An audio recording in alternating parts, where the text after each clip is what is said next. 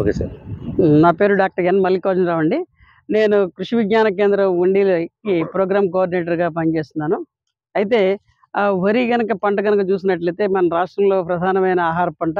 అయితే వరి మీద రకరకాల పురుగులు ఆశించి నష్టం కలుగజేస్తూ ఉంటాయి. అయితే ఇందులో ప్రధానంగా మన గోదావరి ప్రాంతంలో మనకి పశ్చిమ గోదావరి జిల్లాలో ఈ రబీ సీజన్‌లో గనక చూసినట్లయితే సుడిదోమ అనేది కూడా కొన్ని ప్రాంతాల్లో కూడా కొన్ని పొలాల్లో అక్కడక్కడ ఆశించి నష్టం కలుగజేస్తూ ఉంది. అయితే ఈ సుడిదోమ అనేది ఈ సీజన్‌లో మామూలుగా ముందు నుంచి కాకుండా ఏదైతే పంట కోతకు వస్తున్న దశలో ఆఖరి దశలోనే మాత్రమే ఆశించింది. దీనివల్ల పెద్దగా నష్టం ఉండదు గానీ, అయితే ఎవరైతే కొంత లేతగా పొలాలు ఉన్నాయో అలాంటి దగ్గర కూడా తప్పనిసరిగా దీనికి సస్యరక్షణ చర్యలు చేపట్టాల్సి ఉంటుంది. అయితే ఈ సుడిదోమ గురించి గనక నష్టం ఎలా కలుగజేస్తుంది?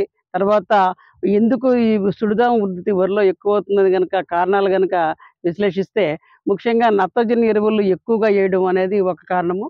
అంతేకాకుండా మనం వరిలో సిఫారసు చేయని సింథటిక్ పైరిథ్రాయిడ్ లాంటి మందులు అంటే సైపర్ గానీ, అలాగే కొన్ని రకాల సైపర్ కాంబినేషన్‌లు గానీ, అంతేకాకుండా బైఫెంథరిన్ లాంటి మందులు, అంతేకాకుండా క్లోరిపైరిఫాస్ 50 ఈసీ లాంటి కొన్ని రకాల మందులు, అలాగే ప్రొఫెనోఫాస్ లాంటి మందులు గనక ఈ వరిలో మనకి 50 రోజులు దాటిన తర్వాత గనక పిచికారీ చేసినట్లయితే ఈ సుడిదోమ ఉధృతి అనేది కూడా ఎక్కువగా కూడా వస్తా ఉంది. అంతేకాకుండా మనం కొట్టే విధానంలో కూడా కొంత తేడా కూడా గమనించవచ్చు. అయితే కొంతమంది మనం కొట్టేవాళ్ళు కూడా మొదలకు కాకుండా గాలిలోనే మనకు పిచికారీ చేసినట్లయితే చాలా వరకు మందు ఆవిరైపోవడము, తర్వాత సుడిదోమ అనేది మొదలు నుంచే ఉంటది కాబట్టి అక్కడ నివారణ సరిగ్గా జరగకపోవడం వల్ల కూడా ఈ సుడిదోమ ఉధృతి అనేది పెరగడానికి అనుకూలమైన కారణాలు. తర్వాత ఈ ఎలాగ నష్టం కలుగజేస్తుందని గనుక చూసినట్లయితే ఈ సుడిదోమలు 2 రకాలున్నాయి. ఒకటి గోధుమ రంగు దోమ ఉంది. అలాగే వీపు మీద తెల్ల మచ్చ ఉన్న దోమ కూడా ఉంది. ఈ 2 రకాల దోమలు కూడా మన వరికి ఆశించి నష్టం కలుగజేస్తాయి. అయితే ఇవి పిల్ల పురుగులు, అలాగే పెద్ద పురుగులు కూడా ఈ వరిదోమ యొక్క సుడి నుంచి మన సుళ్ళు మనకి నష్టం కలుగజేస్తా ఉంటుంది. అయితే ఈ మొదలు నుంచి కూడా ఈ రసాన్ని పీల్చడం వల్ల మనం వరి పొలం అంతా కూడా ఎండిపోవడము, తర్వాత జరుగుతా ఉంటుంది.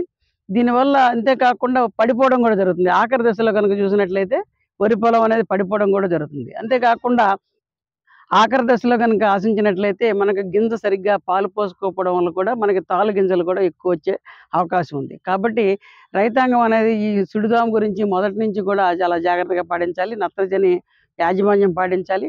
అలాగే మనం ఇంతే కాకుండా కాలిబాటలు ఇక్కడ ఆల్రెడీ మనకి రైతులందరూ కూడా దీన్ని పాటిస్తున్నారు. 2 మీటర్లకి ఒక కాలిబాట గనుక తీసుకున్నట్లయితే సులువుగా ఆ గాలిబాట ద్వారా ఎరువులేసుకోవడము, పురుగు మందులు జల్లుకోవడానికి అనుకూలంగా ఉంటుంది. అంతేకాకుండా కొంత గాలి కూడా తగిలి దోమ ఉధృతి తగ్గడానికి కూడా అవకాశం ఉంటుంది.